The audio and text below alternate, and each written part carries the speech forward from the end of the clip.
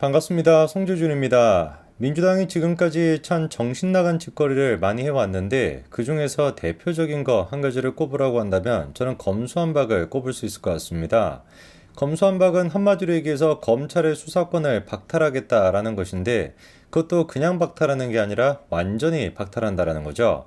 뭐 이런 식의 모습이 검찰의 수사권을 완전히 박탈시키는 모습이 대한민국을 제외한 다른 나라에서 나타나냐? 당연히 그럴 리가 없습니다.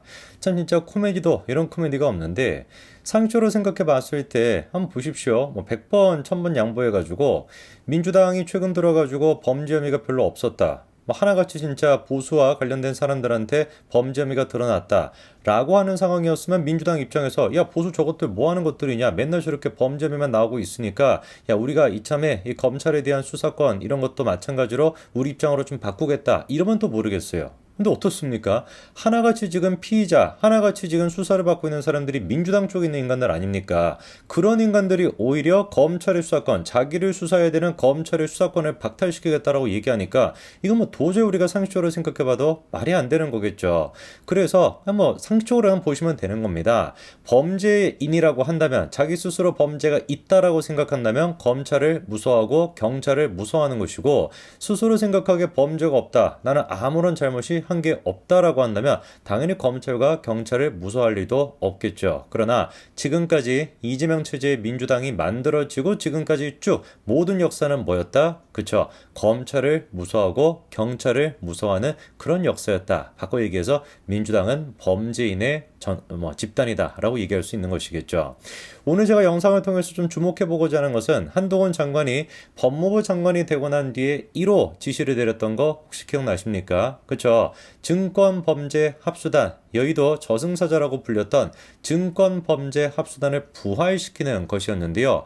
부활시켰다라는 얘기니까 없어졌었다라는 뜻이겠고, 그리고 그렇게 없앴던 사람이 누구였습니까? 바로 추다르크, 보수의 어머니 추미애 전 장관이었죠.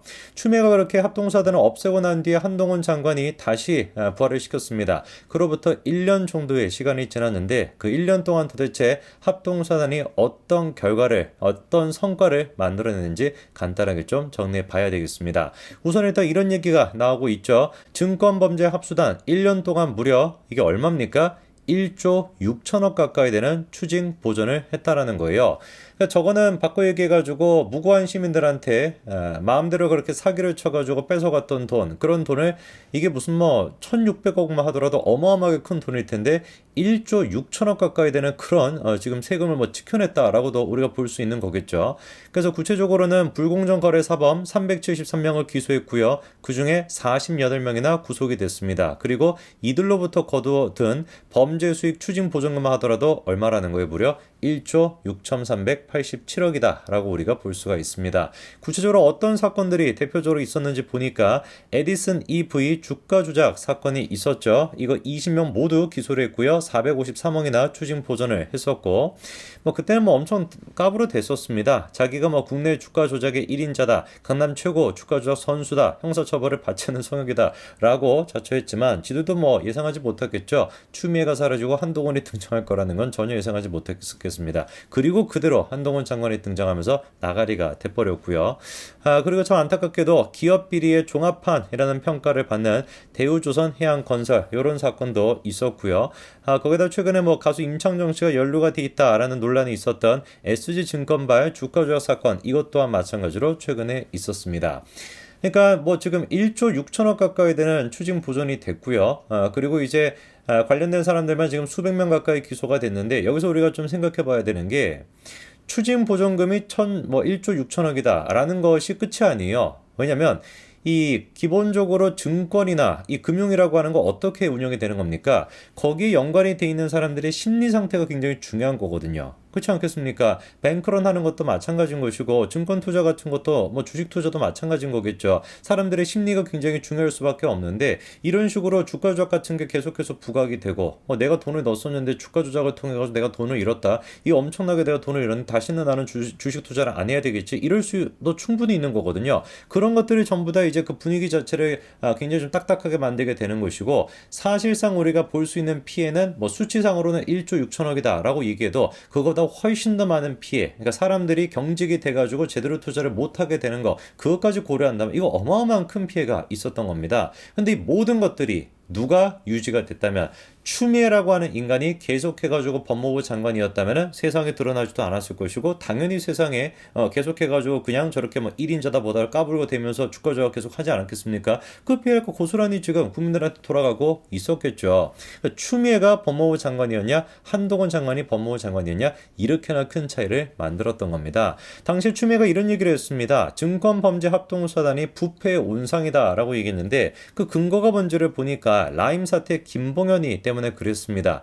김봉현이는 그냥 한마디로 얘기해서 사기꾼이에요. 사기꾼인 사람입니다. 근데 그 사기꾼이었던 김봉현이가 마치 그 윤석열 당시 이제 검찰총장과 자기가 뭐 연관이 돼 있다라는 등, 그리고 또 윤석열 검찰총장 밑에 있는 수사팀에게 내가 뭐 향응을 제공했다라는 등, 술자리 접대를 했다라는 등 뭐 이런 식의 얘기를 했고, 그 사기꾼의 얘기를 갖다가 그 구속이 된 상태에서 편지를 썼던 거, 그거를 가지고 막 MBC부터 시작해서 대서특필하고 난리를 쳐가지고 그렇게나 막 시끄러웠던 거 아니겠습니까? 그런데 그때도 그러니까 추미애가 김봉현의 사건을 가지고 지금 똑같이 얘기하고 있잖아요. 강남 술집에서 고액의 향을 받은 검사가 이 사건 수사팀장으로 투입돼 놀랐다는 김봉현의 진술이 감찰 결과 사실로 확인되고 있다라고 하면서 검찰에 대한 합동수사단이 지금 부패의 비리의 온상이다라고 해서 없애버렸던 거거든요. 근데 그랬던 김봉현이가 지금 어떤 상태입니까? 그쵸? 실토를 했습니다. 뭘 실토했어요? 오히려 거꾸로 뭐 윤석열 뭐 보수 쪽이 아니라 민주당 쪽 사람들한테 저렇게 금품을 건넸다고, 억대 정치 자금을 건넸다라는 걸 인정한 상태이죠. 그리고 뭐가 두려운지는 모르겠지만 지금 탈옥을 시도하다가 적발이 됐다, 이런 지금 얘기까지 나오고 있는 상태입니다. 뭐 저기에서 지금 구체적으로 누군지도 다 공개가 됐어요. 김봉현으로부터 돈을 받았다, 수억 가까이 되는 정치 자금을 받았다. 누구였습니까? 기봉민이 아니었습니까? 기봉민이 지금 하고 있는 얘기 들어보니까 뭐 이렇게 얘기해요.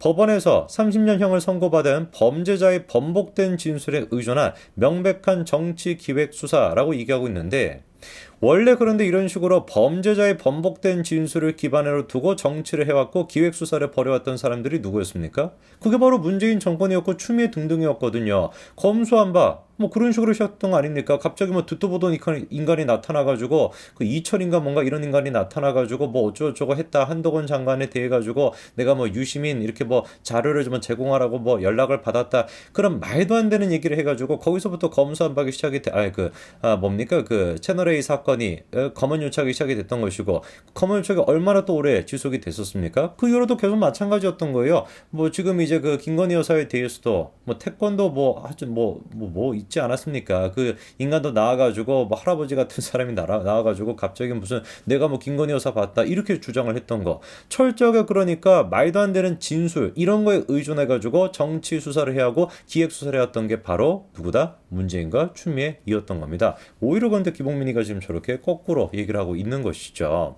그리고 지금 한동훈 장관이 부활을 시켰던 이 증권범죄 합동수사단, 이 합수단 같은 경우는 민주당이 밀어붙였던 검수완박을 회피할 수 있는, 검수완박을 우회할 수 있는 수단이다, 이런 평가도 나오고 있습니다. 그게 이제 왜 그런지를 보니까 합동수사단 이 유지가 되는 한 뭐가 유지되는 거겠어요? 검찰이 경제와 관련된 수사권을 가지고 있다라는 뜻이 되는 것인데, 그 경제와 관련된 수사를 할 수 있다라는 것을 가지고 이제 어떤 조치를 취했던 겁니까? 서울 동부지검부터 시작해가지고 의정부지검까지 싹 다 각각의 이제 지검에서 특수 범죄를 담당을 했던 거죠. 사이버 범죄가 됐거나 조세나 식품의약 등등등. 근데 이 모든 것들을 이제 뭐로 묶어가지고 처리를 할 수 있게 됐다라는 거예요? 경제 범죄로 묶어가지고 처리할 수 있게 됐다라는 것이죠. 예를 들어가지고 사이버 범죄 같은 것도 그냥 사이버 피해만 주는 게 아니겠죠. 모욕하는 것뿐만 아니라 경제적인 피해도 끼칠 수 있는 거 아니겠습니까? 그런 식으로 묶어가지고 직접 수사가 가능하도록 만드는 것이고, 조세 범죄, 식품의약 범죄 이런 식으로 다 적용이 가능하다라는 것이죠. 그러니까 한동훈 장관의 묘소가 몇 가지가 있었던 거예요. 검수완박에 대해서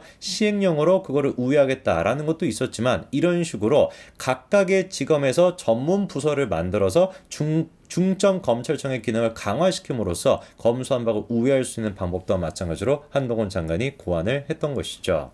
추미애 같은 경우는 이렇게 합동사단에 대해 가지고 부패, 비리의 온상이다라고 하면서 없애버렸습니다. 그런데 그 이후에 거꾸로 이제 증권 범죄들이 난무했던 것이고, 그리고 가장 결정적으로 우리 추미애 본인 스스로가 어떤 상태입니까? 그쵸? 본인이 지금 아들 문제에 대해 가지고 재수사가 진행이 되고 있는 그런 상태 아니겠습니까? 딱 한 가지 가지만 상식적으로 생각해 보면 될 것 같습니다. 자기가 죄가 있다라고 생각하는 사람은 검찰과 경찰을 두려워합니다. 수단과 방법을 가리지 않고 반드시 검찰을 무력화시키고자 애를 쓸 겁니다. 하지만 반대로 자기가 떳떳하다, 아무런 문제가 되지 않는다라고 생각하는 사람들은 검찰이 됐거나 경찰이 됐거나 아무것도 두려울 게 없겠죠. 이런 면에서 진짜 민주당은 범죄 뭐라고 할까요? 더불어 범죄당 뭐 이렇게 얘기할까요? 그런 당이다라는 생각이 듭니다. 여기까지 말씀드리겠습니다. 감사합니다.